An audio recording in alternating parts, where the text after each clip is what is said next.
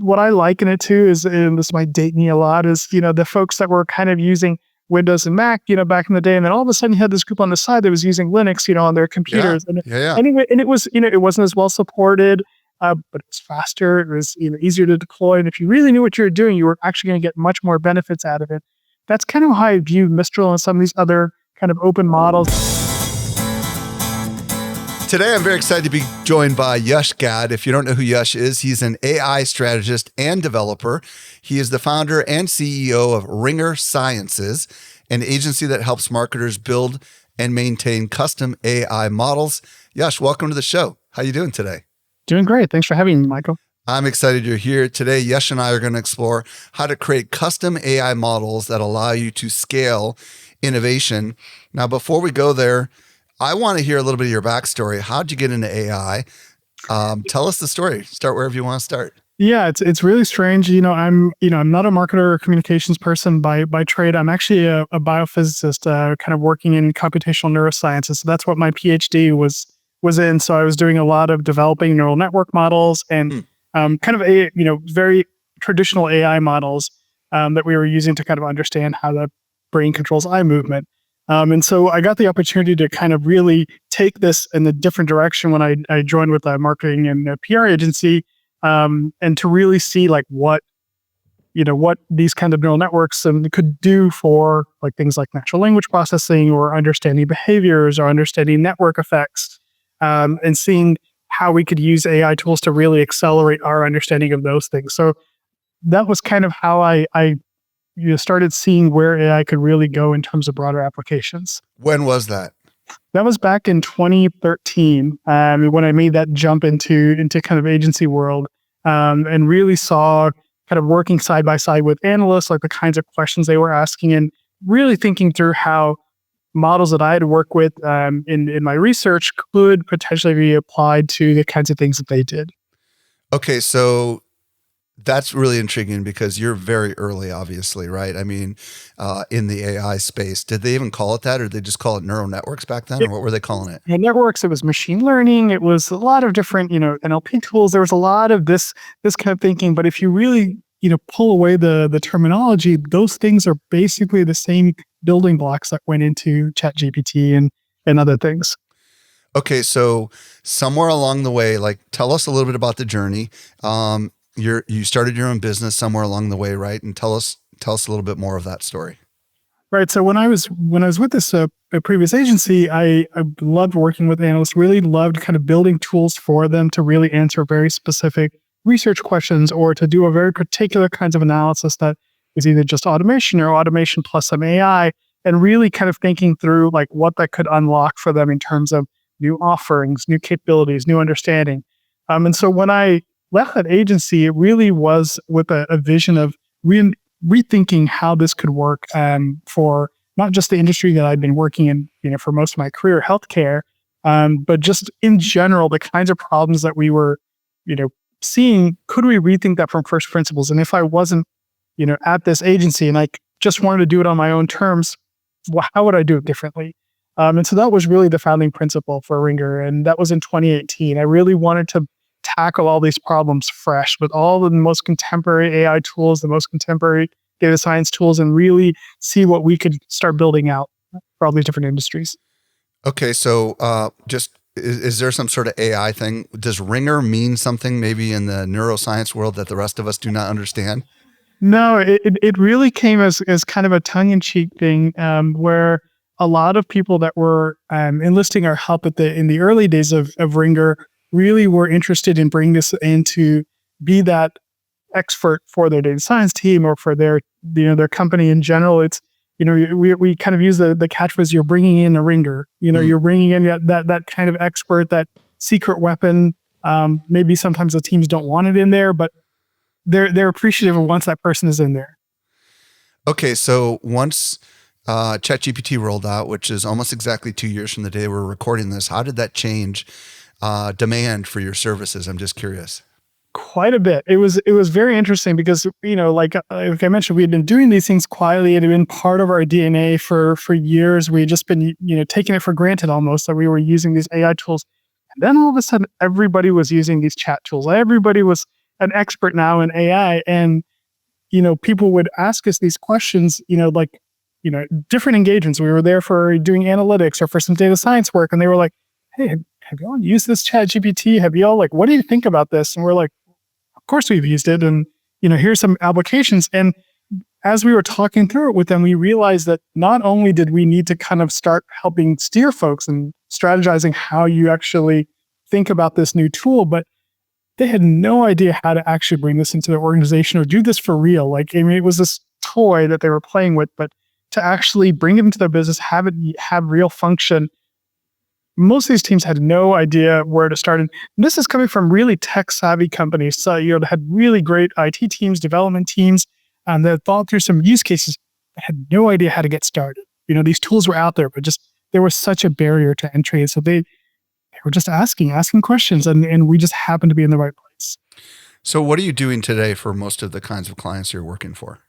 So we very quickly developed a niche around what we're calling kind of custom language models, which is really starting to move away from, let me just throw all my data into a ChatGPT or some other kind of large model like this and see what happens, but being very precise about what we're doing.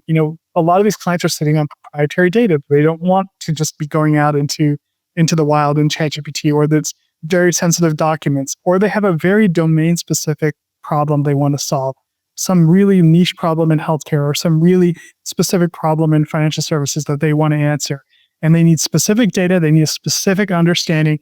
These generalized models just can't do that. And so we kind of have been tasked with coming in, helping to stand up a very secure data structure, a very secure model that's not going to be sending this data out into the wild, and then having this all baked within their IT infrastructure, very secured model that's walled up, but also customized to the point that it's very, very, very good at these handful of tasks that they want to do. Excellent. And folks, we're going to be talking about something today that isn't just applicable to enterprise, right? I mean, like anyone who's listening, whether it be small business or big business, can benefit from what we're talking about today, even though a lot of Yash's clients are obviously more sophisticated businesses. So there's plenty of people listening right now that, and we're going to get into what exactly this custom model is, but let's start with the upside. And you've kind of hinted at it a little bit, but why should businesses focus on custom AI models or custom language models, as you referred to it? What's the benefit?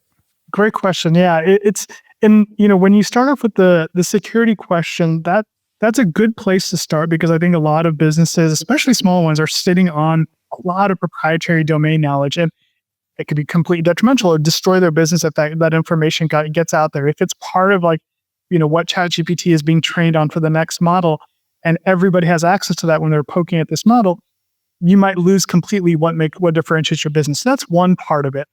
But really, the other parts of it are, around, how this model can be kind of really dialed into very specific tasks. So forgetting the privacy part of this, making it really specialized in one specific thing that you really understand well, that's a key distinction. So these custom models are really good at doing those handful of tasks that are important to your business.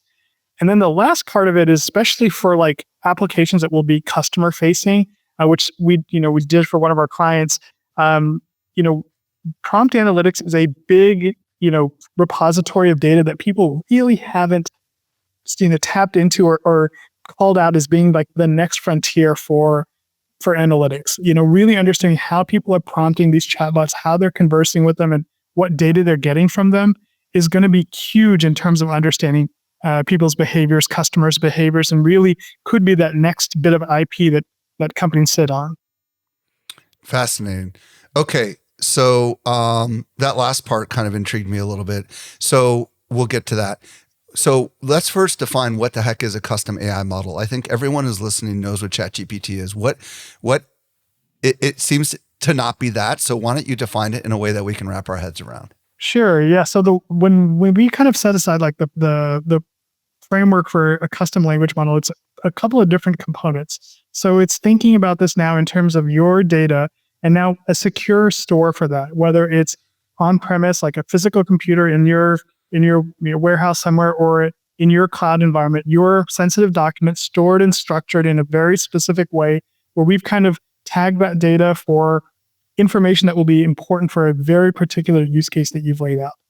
Then it's the actual model itself. So this is, all of this is like part of that same custom language model, the data, the model, and then kind of the front end of it. The model itself can be either a localized model like a Llama 3 or something else where it is sitting on a machine. It's not ever touching the internet or drawing information from elsewhere. It's kind of very specialized to just look at that data that you've parked in a very secure location, and then either fine-tuned learning from that or actually referencing that in a RAG approach.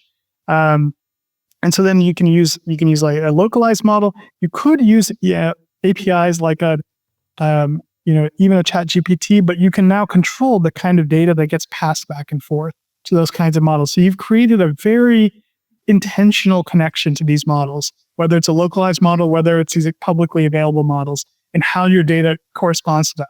And then the last part of it is like creating your own front end onto this. So making sure that this interface is very specific to your use case. Do you need certain buttons? Do you need certain reference material available in this front end to make sure that this flow does exactly what you need it to do? Sometimes you don't even need a chat interface. Sometimes you may not want that as part of what this model is being trained to do. And so really making sure that is aligned with exactly your use case, and then that you're tracking any of the interactions with that model, your own prompt analytics, and storing that data securely as well, because that's IP. That's IP that you've generated on your secure model, on your specific use case. And so the custom language model framework is really all of these pieces working in harmony, controlled by that company. Okay, so what I heard you say is number one is a set of data that's secure, whether it be on your computer or up in the cloud. Number two is picking the model, and we're going to talk about that a little bit later. Number three is having some sort of an interface where your customers or employees are using it, right? And then number four is some sort of an analytics layer where you know that people are using it. Are those the components? Did I hear that right? It's exactly it. Okay, cool. So what I'd love to explore now is I'd love to explore some creative applications of things that either you've done with your clients or hypotheticals, so people can wrap their brain around what is possible with a custom model. Yeah, there's some really interesting examples that we have of kind of ones that have worked out remarkably well. Our very first custom language model actually happened almost a year and a half ago, where we really kind of set out the framework for what this could look like. We were having these, as I mentioned, like these AI discussions with different partners as we were being brought in for different kinds of work. And they had a branding exercise that they wanted to do. They had a product launch they were getting ready to do. They had all of these assets, past press releases, past, branding documents. They had competitors that had released similar products. And they were like, can we use like ChatGPT or some AI model to kind of just synthesize all of this data and do something with it for branding? To us, it was an intriguing ask because we're like, yes, but there's things that would have to happen to make this successful. And so we took it upon ourselves to really create the framework for what became the custom language models. We took all this data, we scraped the internet for a lot of these different sources. We tagged it with very specific information that was going to be used for what audience was this about, what topics or kind of focus for the branding, did this particular piece of content kind of relate to, and really just starting to organize this information for an eventual model. Then we had, a model that we kind of baked, kind of a localized model. I think we were using a Llama model for this the first time around. Real quick, just explain what Llama is for people that don't know what it is. This is one of the kind of open source models that are available. So, kind of different than a ChatGPT, this is a model that you can fully download onto a machine that has a GPU and actually run it yourself, kind of completely walled off from anything else.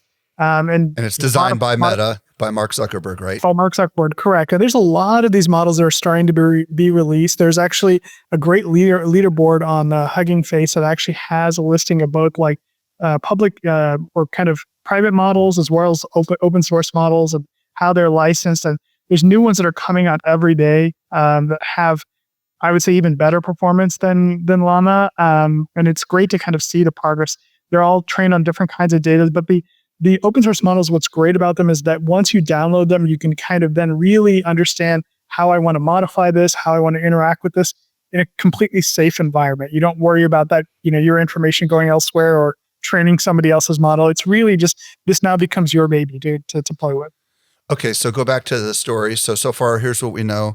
You've collected all this data from your client.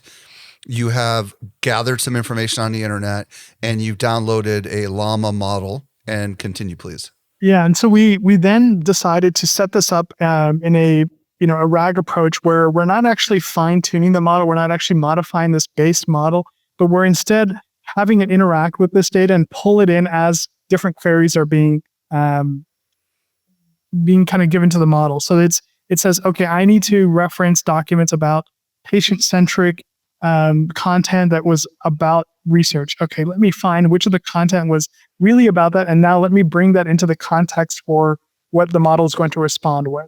Okay, real quick, my audience is not going to know what RAG is, so why don't you just explain Retrieval augmented generation. So it's basically exactly what it sounds like. I'm retrieving data from another source, and now I'm augmenting the thing that I'm going to generate, the actual, thing that the model is going to spit out with that information. Okay, I've heard a lot of people throw the name RAG out there a lot.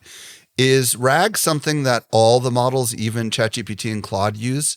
Correct. Yeah. So you can, whenever you upload information to like a ChatGPT or to a Claude, they give you an option of just, here's some data that I want you to use for that next thing that I want you to generate. Here's an Excel file. Here's a PDF.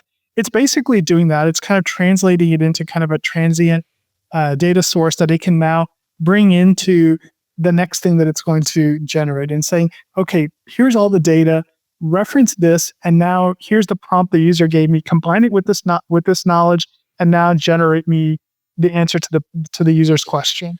And I feel like this is a really important concept for people to wrap their brains around, right? Because if you're new to AI, you probably think of ChatGPT as this thing that's got this massive knowledge base out in the cloud. And a lot of times we've been trained to narrow it and act as if it's an expert, but what it doesn't have is your data. And if it sounds like what I'm hearing you say, if you don't tell it to just exclusively reference your data, it's going to go ahead and reference other data as well, right? Absolutely. And this is why you see a lot of like hallucinations, like it's just making things up, or it's going out and it's trying to scour the web and trying to fill in its gaps. It's grabbing random things it might be finding in the search results. If you haven't been intentional in feeding it a very specific amount of data, it will just go off the rails. And if you are actually saying only reference these documents that I've given you, you're more likely to get answers that are actually very relevant to what the user was asking for. Okay, since we're down this rabbit hole, when you're dealing with this RAG thing, do you have to call it out by name when you're or do you just exclusively tell it, hey, only pull your data from these sources, do not make anything else up? Is it something along those lines? It's exactly that. A lot of the current models, like even like a ChatGPT or Claude or some of those, you really just need to include that in your prompt. The prompt itself, that as you're putting it in is like, hey, I just gave you some documents, reference those and nothing else. Don't make anything else up. You can actually specifically tell it, don't lie, don't extrapolate, just reference explicitly what's there, and now give me the answer to my question. Okay, so back to the example. We've got this company that you're working with, and they're doing a launch. We've gathered all this data. We've installed a local model, in this case, Llama, and continue, please.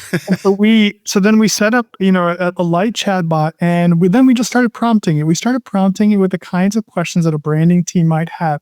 Generate me mission, vision statements based on, a patient-centric focus with, research elements, or a provider or HCP focus with these kinds of elements. And we just generated draft of a lot of these kinds of things. And it was very quick. I mean, it took a bit to get the prompting just right, but once we got it right, it was just cranking these things out really quickly. And so end to end, between gathering the data, setting up the framework for the model, prompting this, generating a deck that could then go in front of the C-suite of this company, it was 2 weeks, end to end. And this is a branding exercise that probably would have taken, a larger agency months to do, and, tons of, wrangling data and discussions and iterations. And so we very, very quickly got to something that was very usable. We had a workshop with the C-suite and presented this, and really their changes were, okay, I like these drafts that you have, but I might take this sentence from draft 1 and this sentence from draft 2 and merge those together. But those were the extent of the changes. largely they loved what came out of the models because of how we had backed them up with this data. I love it. Okay. So one of the questions that might be going through some of the more sophisticated audience's mind is, can't I do this already with Claude? What's your reaction to that? I mean, is it a safe place to store all your company data? So I would say no. I would say that there were very specific things in the data sources that we use. So it wasn't just public information. It wasn't just stuff that you would scrape off the internet.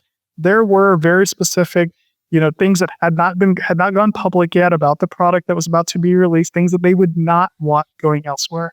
Yeah. And this is, I think, the main thing that we hear from IT teams across a lot of these enterprise clients is we don't want these tools in-house because we're afraid that people are going to just throw sensitive material out into the wild and not realize that it is stuff that will be used to train the next iteration of a model. And so they're very paranoid about that. And rightfully so. That is information that you need context around and don't want to just be misused in different ways. And so it was the same thing for this client. I think they really wanted to make sure that this information was being very tightly controlled and only being used for this exercise and nothing else. Love it. Okay. We also talked about social media reports as an example that you were going to share, if you could share that one too. Yeah, this was a more recent ask that we got. So anybody that's worked with, in an enterprise setting with a lot of different agency partners and as a marketer, that the one thing the agency partners love doing is sending social media reports or, earned media reports or, media reports over to the client, these great decks that show all of these different metrics about how well a campaign did, how well, their marketers did, how well an event, went in terms of at a conference. And just they cherry pick these different metrics. They have different ways of describing it that make them look good. And they throw all these over to the client. Our client who was on, sitting with all of these, they said, well, I don't know how to make sense of any of this. So can you build me an AI model that will actually make sense of all these different reports that I have, but in the way that I think about them? So we built an AI framework that basically took his understanding of how all of these different metrics fit together. Like, these 10 agencies might call this one metric 10 different things, but what do I want to call it? And how should I think about all these different versions of it? Is one 10x the other one because of some scaling factor they have, and I want to normalize all this? Okay, that should be baked into this process as well. Are there different channels? Like, they might be used different metrics for LinkedIn versus Twitter versus something else. Okay, how do I normalize all of this? Is it for different disease areas that I may want to think of these things differently? Okay, now how do I take all that into account? So baking a model with all of this knowledge. So again, using a RAG approach, can we use all of this information within a model to now make it able to just take in these PowerPoint presentations that all these agencies would throw over the fence, ingest them, and just spit out an Excel sheet that has now normalized all this data and organized all this data. So no chatting, no nothing like that, but just an interface where you could upload all this data and get back fully clean, normalized data. And so that's what we ended up prototyping for this client. It worked out remarkably well. There were hundreds of these presentations that they had gotten that would have taken forever to go through, and probably still would have been a very manual exercise to kind of piece it all together. And we were able to just crank through this in one go and gave him a repeatable process. So now any new reports that come in, he's able to just throw them into this tool and get out this great normalized data. Love it. Okay. Let's say we want to start with a custom model. Where do we begin? So the very first step, and the thing that we always push people to, what is the use case? What is the real use case? What are you trying to solve? And it can be something small. It can be something really, large, but getting to that very specific thing. So like, for the social media report example, it was, can I get to normalize data from all of these reports? That was the base ask. From the branding exercise one, it was, can I get to mission and vision statements that are patient-centric and HCP-centric from all of this data that we have? Great. That's a great starting point.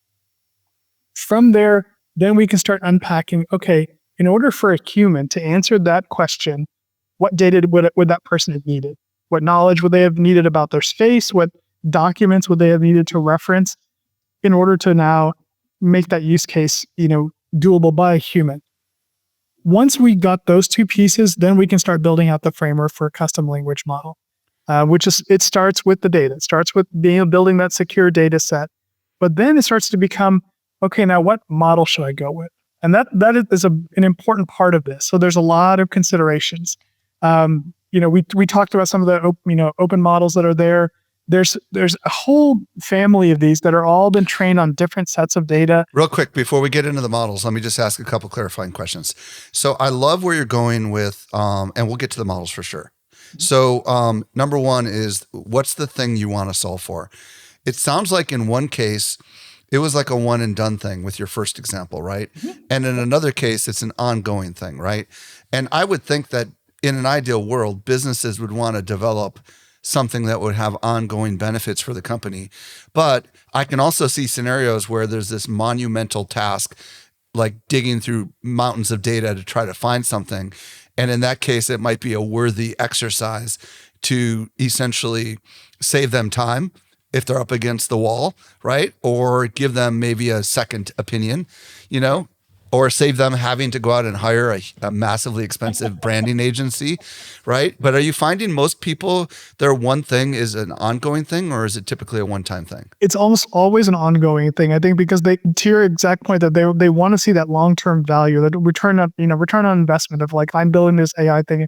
Sure, you can weigh that against just a one-time contractor doing something, but there's a lot of value to be had if this is a repeatable thing. And even just searching for a bunch of documents or sifting through hundreds of thousands of old documents that I might have, that's probably something people will want to keep doing, to keep having this chatbot live, to keep feeding it with more information and be this knowledge repository. So we're always steering folks toward making these things repeatable or expandable by, okay, well, what if you used it for this one use case for understanding this bit of old documents you have? Great. Now, what if you start adding new documents? Does that unlock new use cases for you? Can you start seeing ongoing value for this thing, and helping them to realize that it's not just this one pet project they did, but it can become the starting point for building out a suite of things within their organization?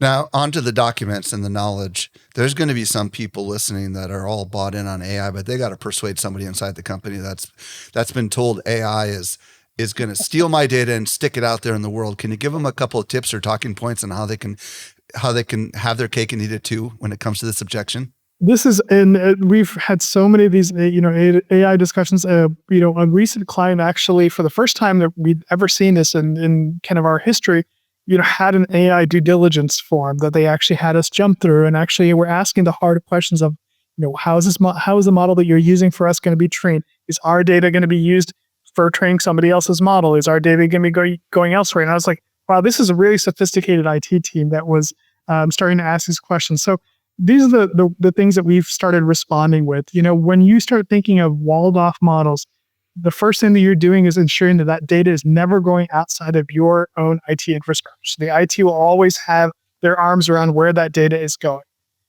You're locking down the model, so you're ensuring that the models themselves are never going to be contacting the internet. They're not going to be going outside without IT's express permission. And so everything is very tightly controlled. There's no kind of, points where somebody else could get in on your data, get in on your model. Everything is tightly controlled by the IT team. If they are in fact really, really worried about even cloud security, and we have a client that we just started working with, they have had security breaches with their cloud environments, have had data breaches. So they actually want a fully on-premise solution, and that's also an option. So if an IT team really wants to be locked down, these are solutions that can be implemented in an organization where you have a machine, locally hosted, and has all the data and has all the models right there on that one machine inside your office, and it doesn't go anywhere else, and it can only be accessed internally on your local network. Okay. Thank you for answering those questions, because I know those are important things. Let's talk about models.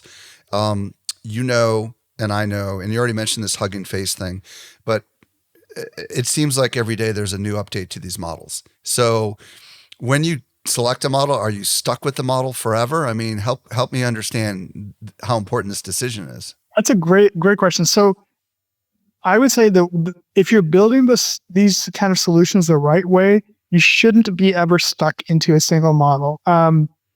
These models are constantly being trained on different data. They're all going to be good at different things. None of them are going to be good at all things. We've seen some models that are really, really great at like healthcare examples. They've been trained on tons of healthcare data, claims data, a lot of background information. They're really good at answering medical questions, whereas a different AI model may be really bad at answering those same kind of medical questions.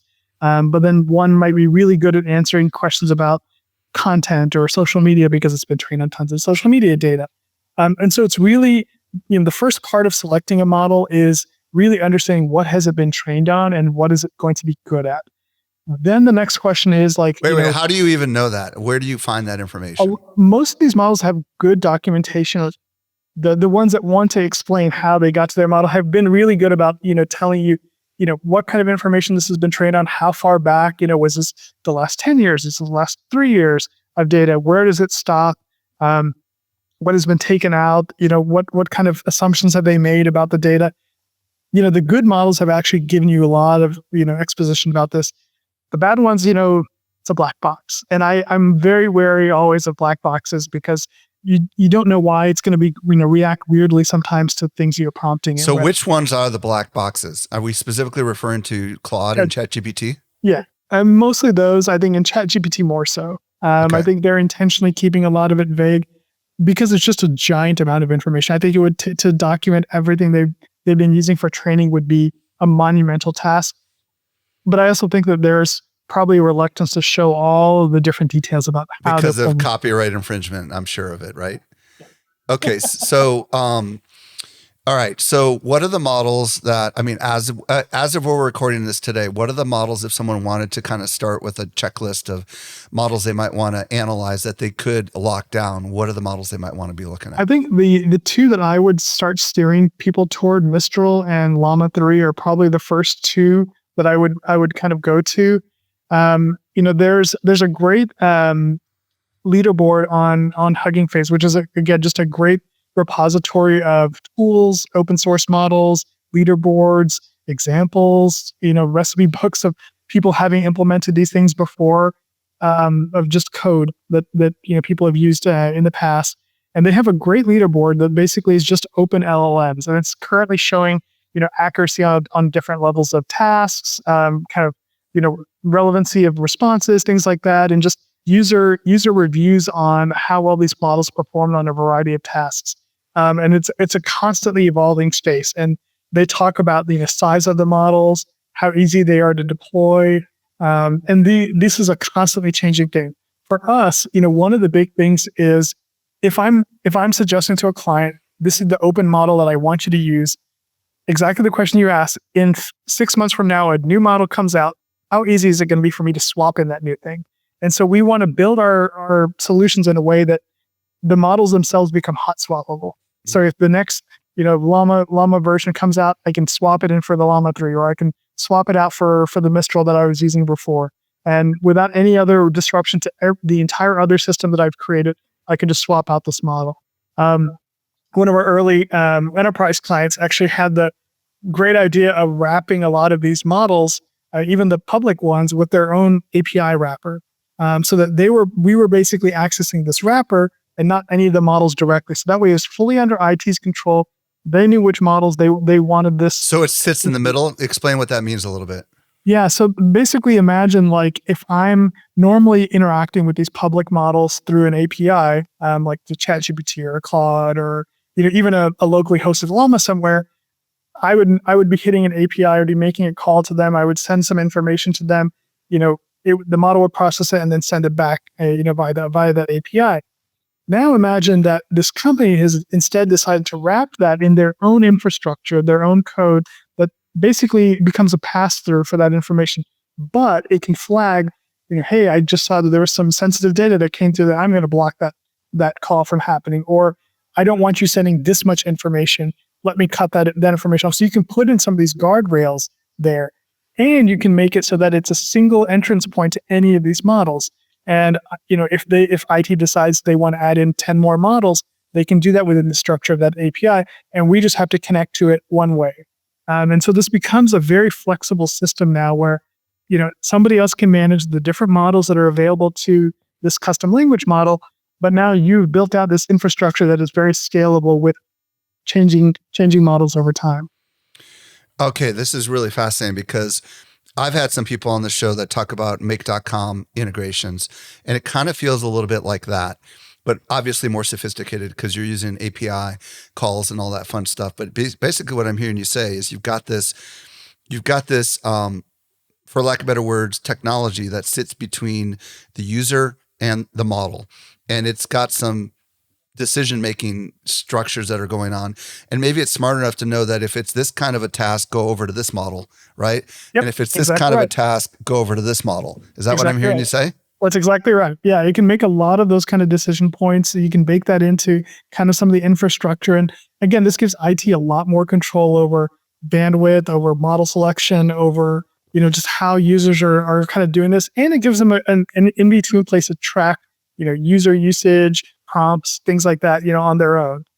So it gives you, again, a lot more control. And that's really what this framework is about, is really giving people more direct control over all these different pieces instead of I'm sending things out to a black box. Okay, I want to ask you a couple questions about APIs, and then I want to get into Mistral and Llama 3. So, some of this stuff is selfish. Like we've got somebody in-house that understands how to do some of this stuff, and maybe some people that are listening have techies in-house, and maybe they're not as sophisticated as the people you work for. But my understanding is when you make an API call to like Claude and or to ChatGPT, that data is protected. I want to know how confident you are that that's true. I mean, protected is a very strong Or word. secure maybe, it's secure from other people seeing it, but I mean, Claude is definitely seeing what you're prompting it with. OpenAI is definitely seeing what you're prompting it with. If for example, I sent through that API an entire, confidential brief from my company, that's out there. That's going to be used in that next iteration for ChatGPT. And so what you send out through those API calls, if it's not being monitored, if you haven't put your own structure in place, is just going out there. Now there's systems that have people started to build, like I was mentioning, some of these IT teams, where it actually will look at that prompt and say, like, you know what, actually I can already flag financial information in here. I can flag different pieces of information here that absolutely should not go out. Like customer identifiable information or something Correct, like that. correct. But these systems inherently will not be flagging that for you. And if you look at the terms of service for a lot of these things, even some of these great tools that are out there, like Jasper AI is, I think, a great one that a lot of people have started using that really gives you some flexibility in developing your own models. But if you look in the terms of service, they do flag that the user is kind of on the hook for understanding what they're putting in there, what they're uploading into these systems. So if this kind of takes that out of the user wanting to understand that or having some understanding of that, if you've kind of built this securely from the get-go. Okay, cool. So we have a lot of people right now that are trusting that the API is going to, that they're not going to train the model on the data, but nobody really knows. It's the honest truth, and you got to play it safe. Especially if you're a larger entity. Mistral, my understanding is that's a French company. Is that right? And then Llama is kind of explain a little bit about what those two models are and what your experience is with them and what kind of the benefits are of using them.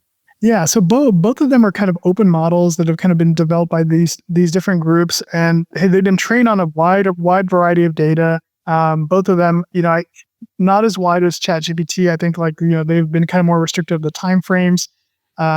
The main differences that we've seen between the two models are like the size of deployment, as well as how responsive they are, and the flexibility they have with a lot of different prompts and a lot of different language. So Mistral, what we've seen between, if I'm doing side-by-side comparison of Mistral versus Llama 3, Mistral largely has performed better in most of these cases. It's faster. The smaller models work better than smaller models for Llama 3. There's usually different tiers for a lot of these open models, like a small set of weights, a larger or medium set of weights, and a really, really big model. And this basically tells you how big of a footprint this is going to have on your computer. Like if I download this thing, one thing might be, I'm just making numbers up here, but like 1 gigabyte versus 100 gigabytes versus 1,000 gigabytes, and there may be just different orders of magnitude there. But then also the hardware that's required to run it, how fast inference is going to be. Like if I'm prompting this model, how fast am I going to get information out of it. All of these things get impacted by the performance of the model, how the model is structured, how much it's optimized for users implementing it themselves. Mistral I've seen is a little bit better on some of these things than the kind of comparable thing in Llama 3. It also seems to do better with some of the open-ended kind of messy language that you might see if you're, you have like a social media example, or you're trying to kind of synthesize kind of messier data. It seems to do better with that than Llama 3 does. Llama 3 seems to be a good generalist, I think, it's good, decent performance in all things. And I think it was probably the first really good open model that was out there. And so they kind of, a lot of the different internet forums and things, really are kind of baked around that. In fact, one of the best resources that I think I've used still, is the Llama Lounge, which is a subreddit on that really has a very active community around, just helping people navigate these open models. And it started off around Llama and the deployment there, but now it's expanded to all the open models that are out there. Do you feel like, I know Zuckerberg has kind of unlimited money and he's determined to kind of win because he believes open will win. And it's very counterintuitive to the way he's built all of his companies. But people have this natural distrust for him. Do you feel like the developer community is embracing Llama 3, or are they more embracing Mistral? I don't even know who's behind Mistral.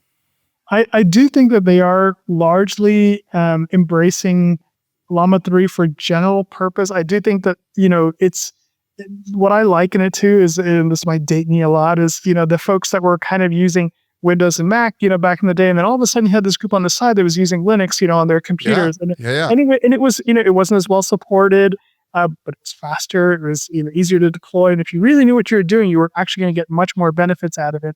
That's kind of how I view Mistral and some of these other kind of open models. It's like, it's not as mainstream to people that are outside the community as other models like a Llama 3 might be more well known, but there is a lot of benefit if you are kind of willing to go through some of those steps. The documentation may not be as good. There may not be as much prior art out there, but if you kind of are willing to experiment, you actually will get better benefit out of it.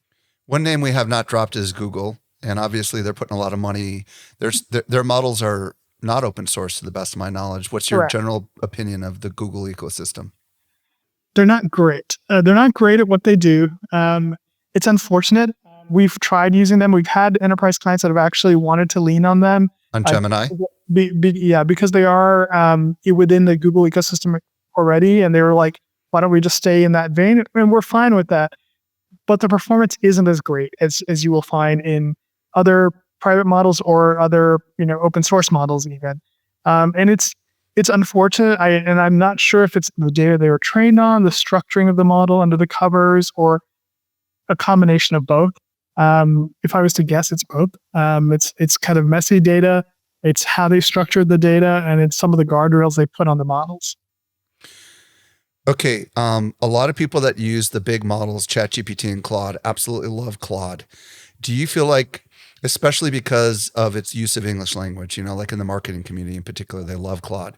Do you feel like Mistral or Llama 3 are there yet as far as their ability to create content? Or do you feel like it's just a matter of time before they'll catch up? It's a matter of time. They're getting really close. If you had asked me this like 6 months ago, I would have said that. It's really, really far apart. The Llama performance was really bad. The Mistral performance, it wasn't as bad, but it was still not anywhere close. It's getting really close now. And I would say like in some scenarios better. For really, really specific domains, I think it's gotten really better.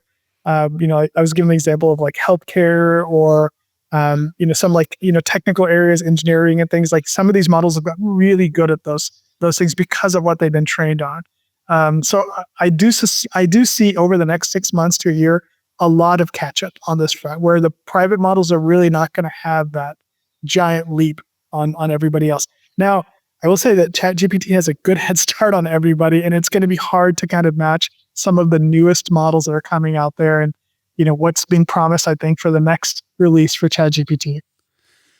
Just so people understand this, when you put these local models on your computer and they have an update, is it just like updating software, or do you have to like not do that? Like, let's say the Llama 4 comes out.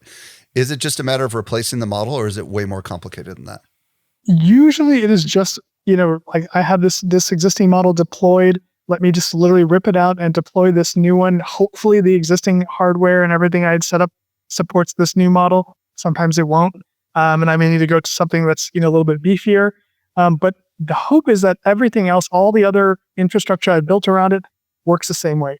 It's not always the case. Sometimes that, people have made changes on, okay, the model actually needs to see the data this way, or there's some tweaks like to how it needs to now read in things.